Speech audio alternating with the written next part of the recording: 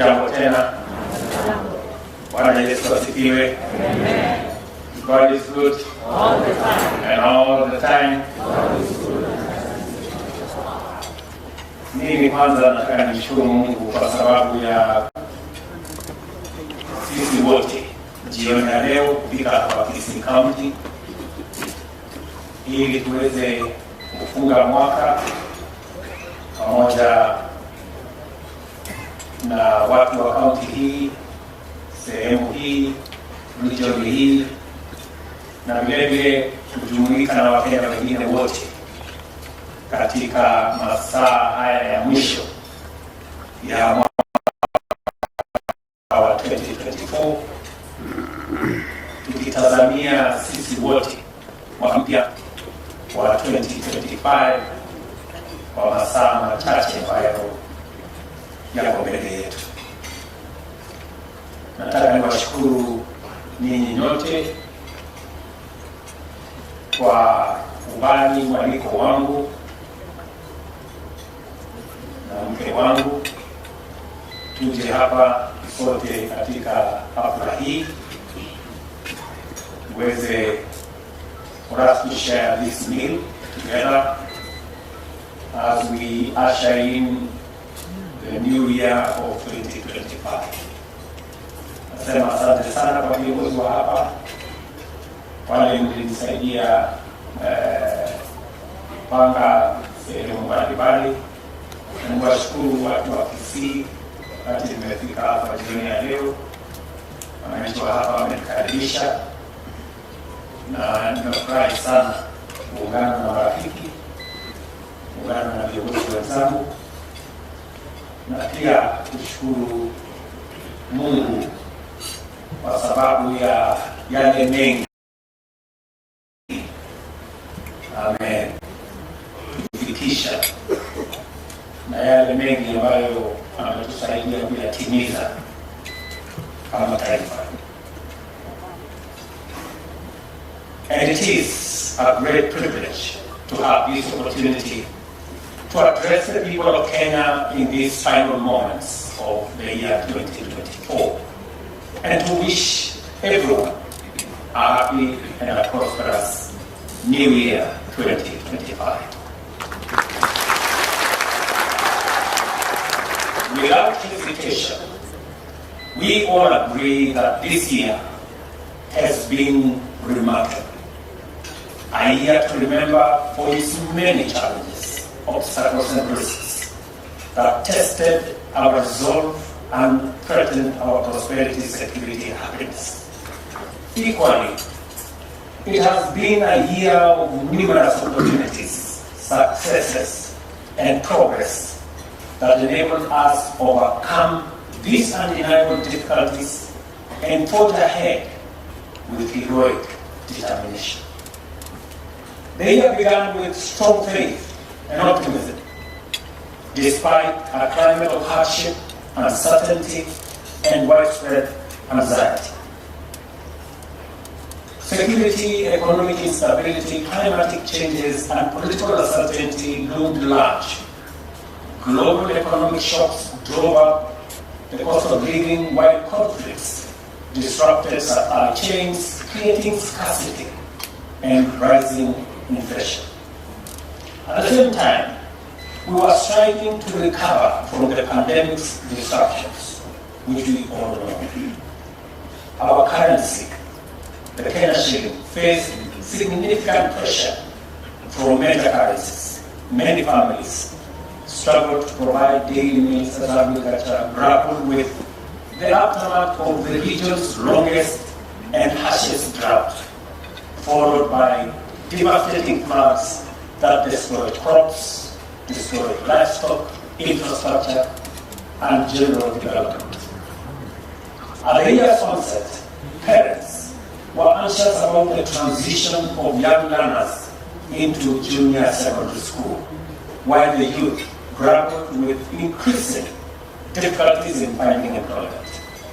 In various parts of the country, perennial security challenges persisted.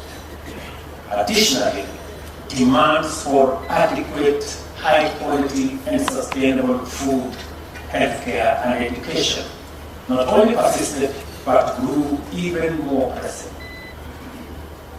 Looking at the days ahead, it became clear that overcoming these challenges would require unwavering faith, unity of purpose, immense sacrifice, and relentless hard work. We needed a coherent plan to address these obstacles, deliver the transformation of our nation's needs, and provide every Kenyan with the opportunities they deserve. The magnitude of challenge demanded bold, decisive, and unfaltering efforts from all of us. We had to find ways of mobilizing sufficient revenue to finance all our obligations, provide services inclusively and consistently, and invest in our development. These called for tough decisions, not just to reduce waste and increase efficiency in mobilization and utilization of public finances, but also to promote broader compliance with our civic obligations to pay taxes whenever they fall due. Under the difficult conditions we all faced, implementing these necessary and overdue measures caused much discomfort and sometimes a lot of contention. At the heart of the ensuing dissent lay a demand for a robust conversation about the stewardship of public resources and, by extension, the proper exercise of public authority. You, the people, made it clear to us as leaders that compliance with revenue measures must be accompanied by a stronger commitment on our part to deliver greater transparency and efficiency in the administration of all public resources. You demanded a more thorough national conversation to address the perennial inclusiveness question in order to reflect equity and social justice as primary considerations in governance, government plans, and government actions. Despite these challenges, we have worked tirelessly to fulfill the pledges and commitments of our governing mandate. We are making steady progress in feeding the nation, with productivity rising across key crop and livestock value chains, progressively enhancing our food security objectives. Similarly, we have deployed technology to digitize and automate the provision of services to the public, significantly increasing dividends in terms of service delivery and enhanced revenue collection. The universal healthcare coverage is finally here with us, and we are working around the clock to address various hiccups in its rollout that are to be expected in a program of the magnitude and ambition of hypercare. Together with the counties, we have employed community health promoters to ensure health services are accessible and convenient for all Kenyans, especially at the grassroots. With the rollout of the construction of 200 markets across the country, our marketplaces are developing into safe and dignified working environments for hustlers, complemented by ICT hubs in constituencies and wards, which are becoming essential nodes in our digital economy. The Hustler Fund has launched an enhanced facility aimed at transitioning borrowers in good standing into more robust financing to promote the growth of micro, small, and medium enterprises. We have constructed thousands of classrooms and other facilities across the country to expand school infrastructure. Additionally, we have employed and trained more teachers to support the transition to the competence-based curriculum and ensure the seamless progression of learners into junior secondary school. We We are addressing the chronic higher education financing challenges that had paralyzed learning, research, and development at the peak of our education and training ecosystem. Our goal is to make higher education, particularly university education, more inclusive and ensuring that no one and no child is left behind. Our country's network of transport and communication infrastructure continues to evolve rapidly to serve the needs of a demanding, dynamic, and rapidly modernizing economy, ensuring it remains efficient and competitive.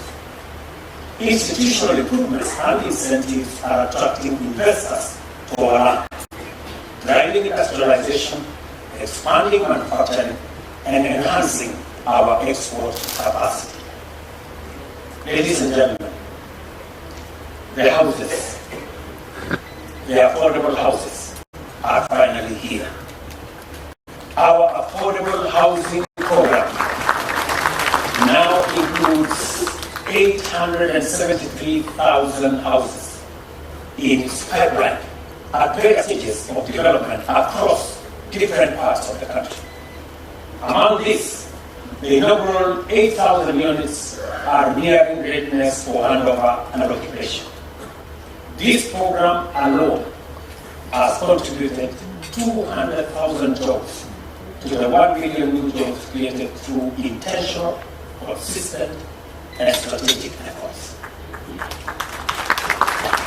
To ensure young people have opportunities to actualize their talents, apply their skills, and drive economic growth, we have pursued every promising intervention, from the National Urban Climate Resilience Program, also known as Climate Works, to over 10 labor mobility agreements that provide qualified citizens with access to employment opportunities abroad. We have utilized every available mechanism to support our young people's aspirations. We have also made undeniable progress in securing the nation. Consistent investment in expanding capabilities of our security services, equipping them with efficient, modern tools, and empowering them through technology has significantly enhanced our capacity to combat crime and ensure public safety. The strides we have made against terrorism, banditry, cattle rustling, cybercrime, and other offenses will not only be sustained, but will continue to be enhanced going into the future. It is important to acknowledge that in the process of securing the nation, our security services often interact with citizens exercising their democratic freedoms and fundamental rights. They must continuously strike a delicate balance between delivering robust security responses and enabling the enjoyment of these rights and freedoms. In situations involving serious threats to public order, human life, and safety, these balance can be particularly challenging. And knowing this, criminal elements often seek to exploit protests and demonstrations to further their schemes. It cannot be denied, ladies and gentlemen, that there have been instances of excessive and extrajudicial actions by members of the security services. At the same time, it must also be acknowledged that due process is underway in appropriate institutions to ensure accountability. That said, it is crucial to remember that every freedom has its limits, and that public safety and order must always supersede the desire of unchecked liberty. We must ensure that our pursuit of rights and freedoms does not compromise our collective or individual safety, nor should we allow criminals to exploit constitutional rights to harm and destroy other people. In the spirit of fostering a candid national conversation, I urge every critical stakeholder to reflect deeply on the failures that have led people to adopt radical, individualistic, and self-centered interpretations of rights and freedoms, interpretations that often seem fundamentally opposed to the rights of others and the collective good of citizens. This tendency to promote a definition of rights and freedoms that undermine democracy and the public interest reflect a broader collapse of our value system and a serious strain on our moral fabric. I also believe that this disregard for moral values, including compassion, responsibility, and decency, contributes to violent crimes, such as what we have seen with femicide, perpetrated by men against women who otherwise they would be loving. These are clear signals that our moral fabric is at risk of decay, exacerbated by various factors, including the manipulation of digital technology, particularly social media, to amplify antisocial behavior and erode moral values.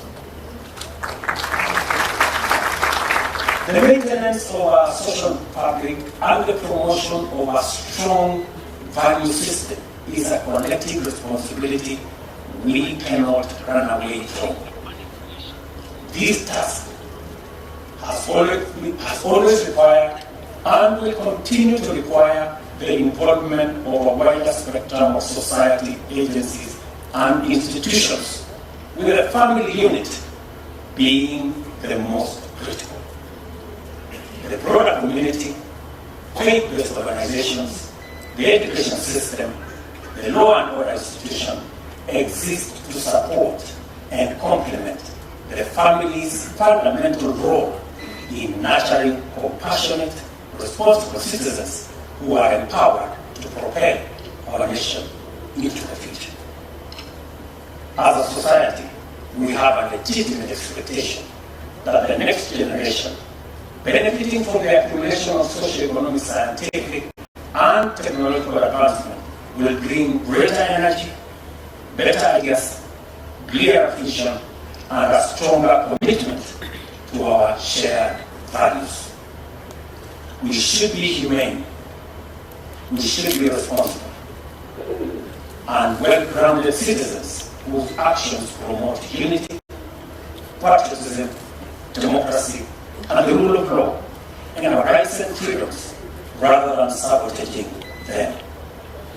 I have previously extended an invitation to all stakeholders in their diversity to join the national conversation and explore the best ways to implement an all-of-society strategy and approach to counter moral decay and reset our nation's moral compass. As parents, myself included, we must never walk away from our children nor abandon them to the vagaries of our time. This is necessary. This is essential. As all the transformations we are undertaking today will mean little if our young people are left without sound guidance, moral mentorship, and ethical support. The broad-based bipartisan national conversation we are having with leaders from various political formations seeks to extend the principle of inclusiveness to its widest possible reach without compromising the fundamental values of competitive democracy and diversity in